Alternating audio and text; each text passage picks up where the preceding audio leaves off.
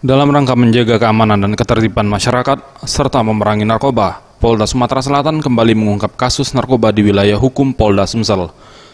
Setidaknya pada pekan pertama bulan Juni 2021, Polda Sumatera Selatan berhasil mengungkap 36 kasus dan mengamankan 44 orang tersangka. Untuk barang bukti yang disita, yakni sabu-sabu dari 1.830,7 gram menjadi 266,48 gram, dan ekstasi dari 33 butir menjadi 4 butir.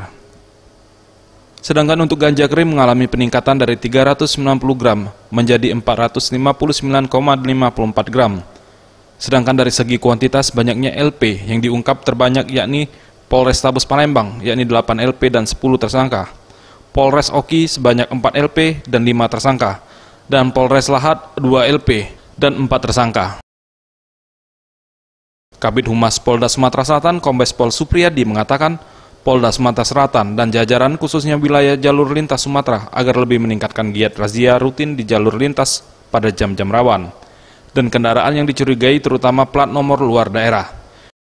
Pihaknya pun mengimbau kepada para Kapolres dan para kasat jajaran untuk selalu mengingatkan anggotanya agar selalu berhati-hati dalam melaksanakan tugas di lapangan dan tetap memperhatikan keselamatan serta memperhatikan protokol COVID-19.